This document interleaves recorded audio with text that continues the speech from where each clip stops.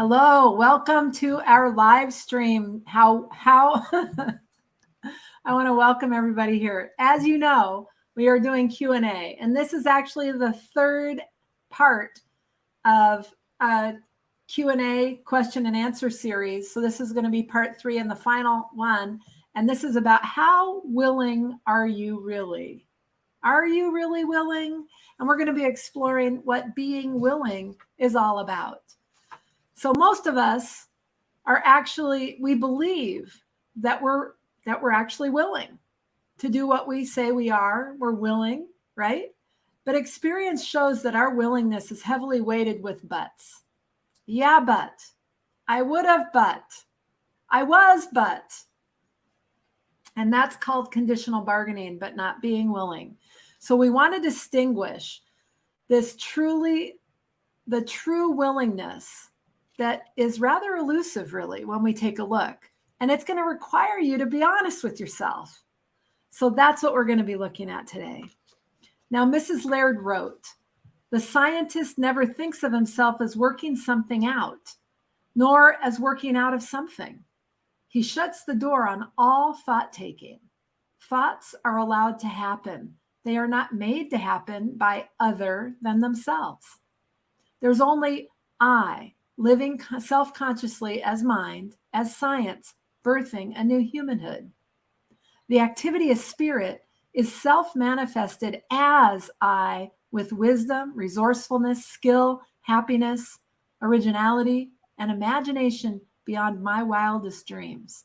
That's a quote from Christian Science Re-Explored, page 7, starting on line 22. Now, suppose, for instance, you're ill or one of your cherished plans got upset. You can remain undisturbed. Believe it or not, it's possible to remain undisturbed. Living the science as yourself, you identify all experiences of daily life as the operation of principle, wholly good, capital G. You realize that the illness or the interference with your plans could have but one purpose: the acceleration of your divine self-fulfillment. Oh my gosh. Imagine, Betty, if every time, everything that came up, no matter good or bad, we were clear, it lived ourselves clear that the one purpose of all that we experience showing up is the acceleration of your divine self-fulfillment. Thank you. I need to be reminded of that quite a bit today. Right? Yes. So one more quote from Margaret. She said, "Since mind is spirit or God, mind is one and all. This means that in the physical, the metaphysical is the physical." And that's from Christian Science Re-Explored, page 211. So welcome to our exploration of, are you really willing? And what do you want to say to kick us off with, in regards to that before we dive in? Let's, welcome to our new episode, Being Willing. Yes, we are unconscious about our degree of willingness, the degree of willingness that we are willing to admit to. Right. Margaret had something to say about unwillingness that kind of gives you a clue about all this. She said, unwillingness to identify limiting points of view, for example, constitutes the chain that binds us. It limits you from exploring new ideas, new possibilities. So when we're talking about willing, even simple little things like, are you willing to go to dinner with me tonight? Yes, but I can't go to that restaurant. They serve things I don't like to eat. And if we could go after 7, it would be nice. So what I'm doing is telling you that it might be fine to go to dinner with you, but not that restaurant, not that time. So what I'm really saying is no, but I Right. don't want to say no. So I say yes, but. You see, I don't like for you to know how unwilling I really am. Yeah, but I think that, and here's my yeah, but I think that there's all kinds of things that you have going on, right? And Mm. I think that, what I'm looking at is um, chocolate shoes. Like what I'm looking at is life comes at you, water heaters on the fritz, pouring water out all over the floor. How willing are you?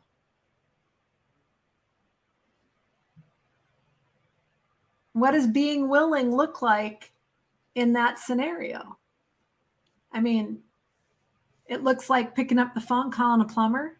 Do you know what I mean? Doing what you can, because that's the human foot. It's like, okay, let's turn this sucker off. But then, and being willing to have it resolved, being willing to have it look that way. Well, I Walking look. through undisturbed.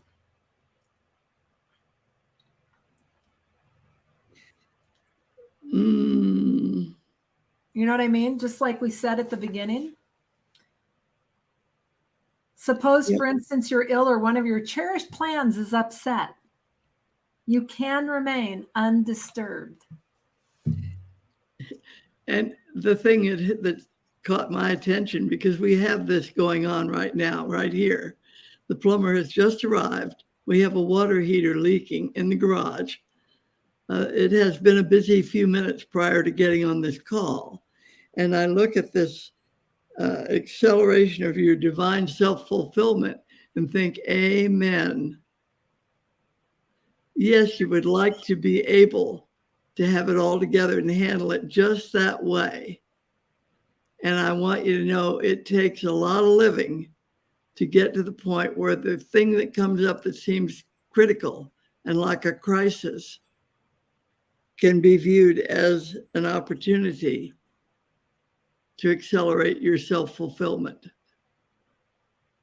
That is a biggie. And Yeah. of course, it's true.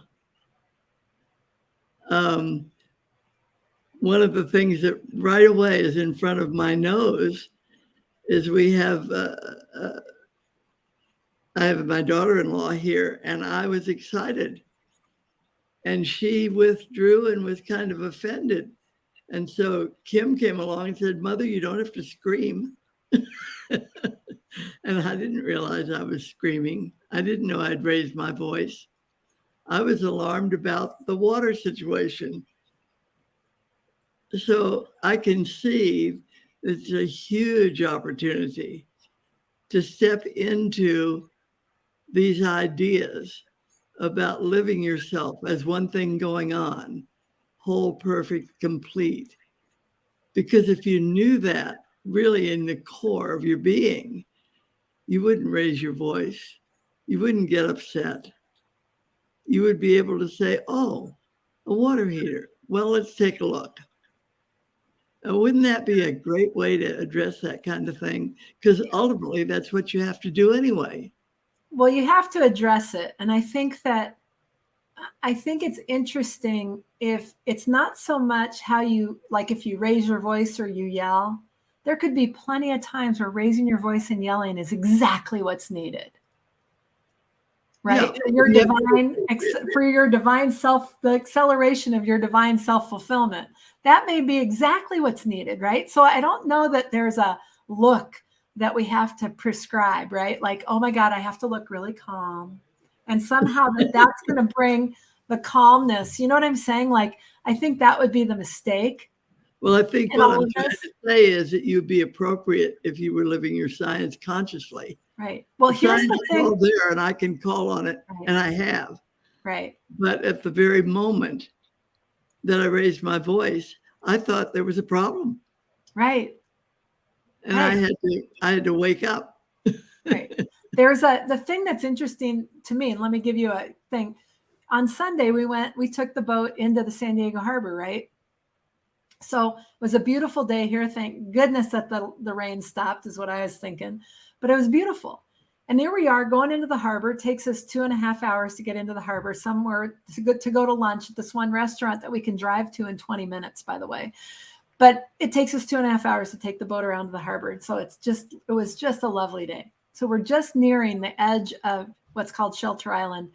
And I noticed that Jen, the steering wheel's spinning, like she can spin it and the boat barely responds, right? And I'm like, is our steering out? And she said, it is a little sluggish. And so I took over and I just said, okay, here, let me do this. And I centered the wheel as best as I could. And I just steered in from the throttle sticks. And it wasn't any fuss or muss. It wasn't an upset. It wasn't anything. It was just like, we know what to do. Let's just do that. And I steered us in and we docked at the dock, went and had lunch, and then came back out and we had a plan. We were just going to pump up the hydraulics, test to see if there was any air in the lines, and then be headed back. And that's what we did. And there just wasn't any hiccup to it. There wasn't any panic about it. There wasn't anything. It was just like, looks like the steering's out. And in that moment, we knew exactly what needed to be done. And we just did it. That's Good kind example. of another example of something, and it came up, and there we were. And then we were thankful. So now think about this. Hindsight, we bought the boat last year, almost a year ago.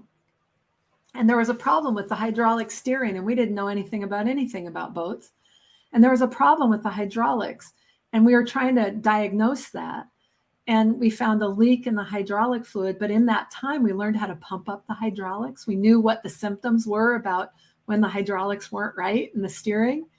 So we learned all of that right away when we first bought the boat. And then we were so relieved when we solved it because we found the leak in the hydraulics. But imagine if everything had worked just fine. And I was kind of like, why does this have to be happening, right? Now imagine if everything was working just fine, and there we were going into the harbor on Sunday, and the steering went out, and we had never had that experience. We would have been like, holy crap, what the heck, right? But we weren't. And that's a way to look at, hindsight's 2020. Who knows why that showed up then? But oh my God, what a blessing that we had that experience base to pull from on Sunday. That makes me remember what Margaret said. Every experience has value. Yeah. So your experience back then, the value was showed up this weekend when you went out in the harbor. Yeah. Right. So anyways, if you're enjoying this conversation and all of that, I invite you to subscribe to our YouTube channel. If you haven't done that yet, you can hit the thumbs up or the heart. Any of those things would be great if you're enjoying this. If you have any questions at all, please enter them into the comments box. We love the questions and all of that. That's why we have this whole Q&A series that we're doing right now with questions that are coming up. So please enter those in as well. You can enter them about the topics, ask questions right here live. We'll see if we can take those up. And otherwise, you can also leave them and we will get those and probably work them into another live session that we do in the future. So just want you to know that as well. All right. So if we dive in, if we keep going, we dive right in. Let's look at some of these quotes that we've pulled together. In Christian Science Re-Explored, which is by Margaret Laird. It's available at the Institute of Metaphysical Science website, for those that are interested, or you can also get the Kindle version. You can get the Kindle version out at Amazon, or you can buy it out there as well. Anyway, so she says on page 171, I relax all effort to build a new humanhood. That which is existing divinely cannot be improved. Yep. And that which is existing divinely is what's present all the time. All Right. is infinite mind. So, whether acknowledged or not. Yeah. It's that way. The way you live it, consciously or unconsciously, determines your experience and shapes your experience. Right. Yeah. Right. And then we have a more discussion about that is true willingness. demonstrates the power of acknowledgement, confronting the human need with spiritual facts. Yep. So and that looks like a lot of human doing sometimes, doesn't it? It'll look like, well, the amount of human doing that it looks like. Right? But being willing, see, I look at it like, there is a couple things. Let's go back to the water heater example, just for an example. But I look at it like, if you had been like, dang it, what's going on with the water heater? Well, I don't know what to do. And then it would be like, well, why don't you call Charles? Well, I don't want to call Charles right now. It's dinner time. I don't want to call him right now. No, I called him immediately. All the stuff that comes up, like, no, I want to do that. I want to do that. But it's like whatever comes up to do, you just do it. Like I'm in the middle of doing some work that I was trying to get done, and it came in and I was like, what? Can't you just turn the thing off? Well, I don't know how to turn it off. So I got up and I was out there, and then pretty soon we're on the phone with Charles, and I'm sending him pictures of the water heater so that, we could figure out where were the valves that we needed to shut off, and on and on and on. So it was interesting to me that it's always the series of whatever those steps are. And you can either be willing to do them or unwilling to do them. Willing to take on what comes up to do, or be in argument with what comes up to do. And the quality of your experience, the quality of your life will be very much, the experience you have will be very much dictated by your level of willingness. Yep.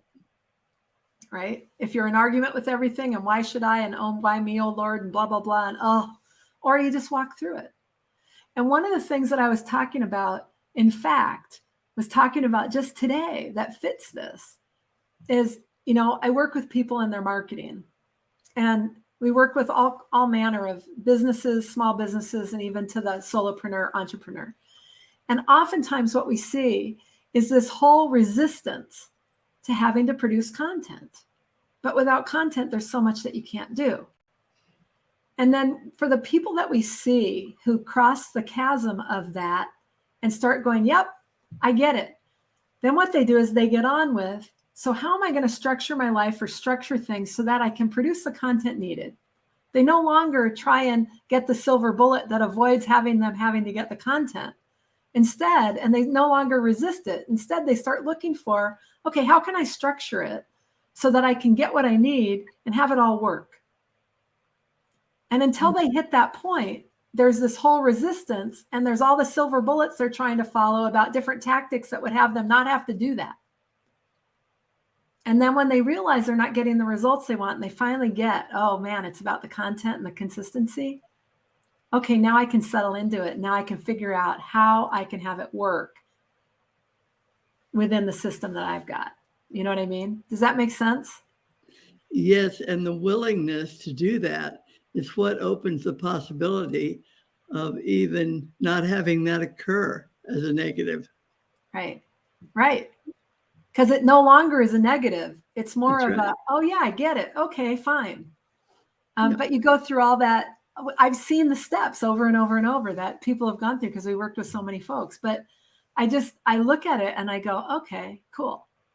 And that's another one. It'd be like, we just got back from going down the harbor, coming back, there's salt all over the railings and stuff. We want to wash the boat. I don't want to wash it right now. Let's do it later. Now let's just get the water. It's like, just do what there is to do. There's no resistance. We just got in there. We just started doing it. And that's just one of the things that there is to do. And as we learn, it's just like, okay, cool. That's just what there is to do. And I think if I could live that every moment about all the things that I have going on, it would almost be like there's just harmony. That's the key. When you go against the grain, it's the inharmony that gives you tension and upset and chaos. Right. Yeah, very cool. All right, so let's keep going here. So in miscellaneous writings, oh no, that was CSR, wasn't it? I didn't catch that. No, that was Science and Health. So it's not miscellaneous writings here. That's an error. It's actually Science and Health on page 144. Human willpower is not science. Human will belongs to the so-called human senses and its use And its use is to be condemned. Yeah, human will. I think that's a little heavy-handed, that its use is to be condemned. That was Mary Baker Eddy's wording. I know, but I just think it's funny. I Okay. think, people take that, and then say, oh my God, human will, that's a no-no. That's right. That's to be What condemned. What it is opening the door to a chaos for yourself. Right. But you can do it if that's the way you want to live yourself. Right. But I mean, if you do it, you do it. That's your highest right then. That's all you can see. Mm-hmm. If that's how you be, but condemn, I think, is a strong word. Just saying. All right. Now, in Mind as the Athlete on page 143, you say, human existence is conceptualized consciousness, having presence reflectively. Conceptualized consciousness. That is a mouthful. I know, but that's exactly what it is. Well, now say it in smaller words. Say it in smaller words. Everyday living, human existence, everyday living. You're dealing with a concept of reality. You're dealing with your point of view, right? Okay. And that's filling your consciousness. So it's conceptualized living. And having presence reflectively, is that from the past, having presence reflectively?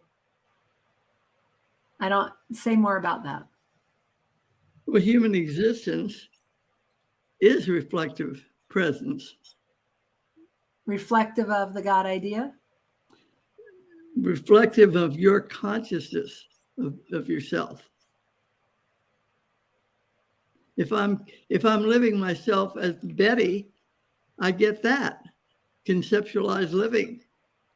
If I'm living myself consciously aware, a whole different picture. Same opportunity. Okay.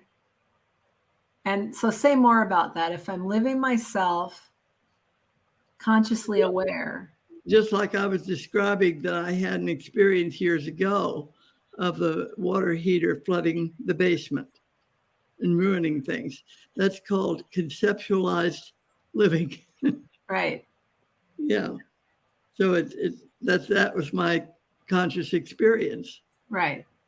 And it was upsetting and it was destructive. Yeah. I saw the stuff that got ruined in the basement and so on. Yeah. So when I'm facing a hot water heater that's leaking, oh dear, right back into the conceptual. Okay, got it. Yeah. And so the thing about science is that it gives you the tool, gives you the opportunity to step outside of that conceptualized consciousness stuff and say, wait a minute, what's actually going on here? Right. And, Mrs. Eddy defined science as science with which can be discerned the spiritual fact of whatever the senses confront, whatever you behold. Mm-hmm. So conceptualized consciousness is not living the science. Right. It's the upset. Right. If I can walk through it as, oh, interesting. There's only one intelligence functioning. What's the thing that should go on here? What would be the thing, if anything, that I should do? Right. And then you know exactly what step to take. Boom, boom, boom, and it's all handled. In the meantime, I had this conceptual consciousness to deal with to keep from being so upset. Right. And that delayed the whole process for me. Not far, though. It wasn't a long delay. Yeah. In my experience. All right. So reality present as a divinity shaping our ends is seen as human perception, our current view. That fact acknowledged is experienced as willingness in daily living. Yeah. I was very willing to, once I became aware of the fact that what's actually going on is not destructive unless I say so. Yeah. Sure. So when we see it as divinity shaping our ends, and that the human perception is just our current view of the one reality, we're acknowledging what's so. And in that fact, we are actually willing. Yep. In that acknowledgement. Yep. Okay, good. Clear. Anyone else have questions about being willing? Or clear as mud? Enter that in the comments. Well, we've had a graphic example right under our nose as we're getting ready to do this program. And I know. I had to laugh because it is so right there. It's so instant. And, you know, when I used to get upset because I didn't catch it ahead of time. Now I laugh and think the human condition is always there, grabbing the attention, the limelight. Right. And the fact is also always there with the answer right at hand. Yeah. Choose. Right. Right. All right. Now on page 9 of Christian Science Re-Explored, Margaret wrote, now is the I mind, the me spirit. Science is the discernment, the self-conscious living of this fact. Yeah. So it's almost like you could say, human point of view, divinity present, choose. Yep. In terms of which one you're gonna honor as source or cause. Yeah, and it looks like choice, but it's really intelligence functioning. Right. Okay. Yeah. Now in Science and Health on page 24, Mary Baker Eddy says, willingness to give up human beliefs opens the way for science to be understood. Mm-hmm. Yep. So if you're willing to grapple with that as human beings, we have a point of view, but that point of view is conceptualized consciousness. It always is. I'm learning new words. Conceptualized consciousness, but what's really present is divinity, the acceleration of my divine fulfillment. Mm-hmm. I like that. Okay. Mm-hmm. So we often fail to notice that our willingness in daily living is conditional. We're willing, but everything following the but defines our unwillingness. Seldom do human beings display true willingness. Yeah. We always have a but. Second choice, not the first one. Right. Until you get onto this. So the but in your life is really your wake-up call. Yeah. So anywhere that you see the but, ... that's the wake-up call in your living. That's what tells you, well, how willing am I right now? That's interesting. That's a good way to think about this. So that's your homework, y'all. That's your homework. Okay, we'll come back to that. All right. And then Betty, you didn't have a quote from your book, but this is what you had to say. I'm going to let you say it. It's right there on the screen.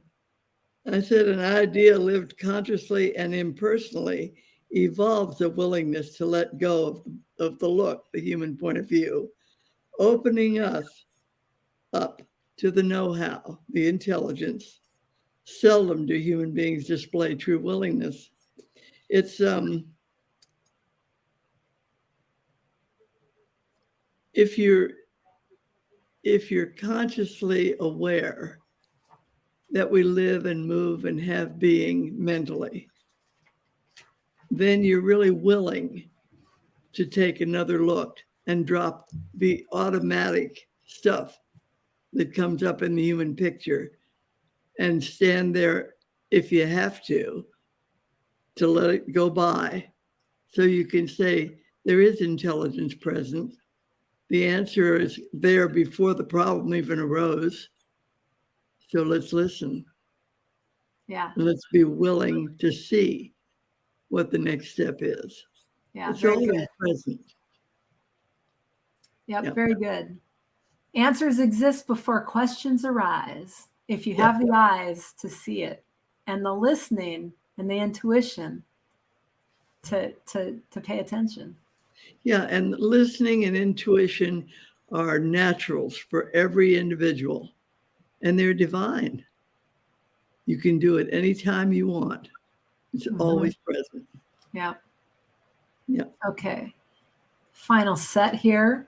In the introduction of Christian Science Re-Explored on line 19, Margaret Laird wrote, "A scientist or metaphysician is one who lives insightfully, mindfully, in and as a world of ideas, and thus experiences a sensory world of his own making, not as a maker, but as being." Yep. And that's really, that's one to come back to and reread. Yeah, that's in the preface of Science and Health. Yeah. No, of Christian Science Re-Explored. In the preface. Oh, thank you. Yep. That was Margaret. Okay.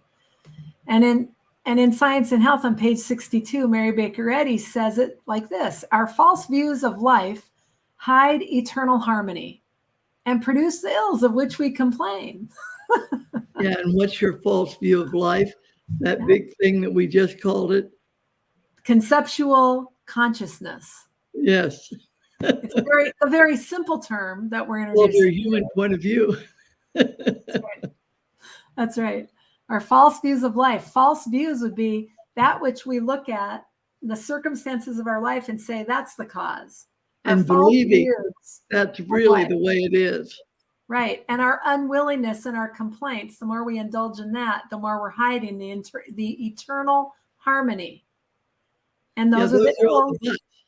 Yeah, and those are the buts that produce it, that are the ills of which we complain. That's well, right. I could have, but I would have been there, but.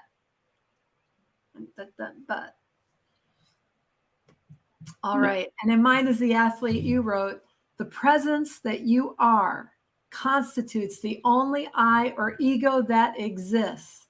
The ego image is the language concept, identifying the existence of that one ego." Mm-hmm. And that's a really good way to end it. So I want to thank you all for being here.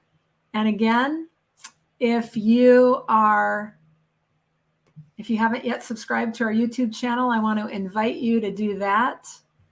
And we will be back with some more Q&A next week.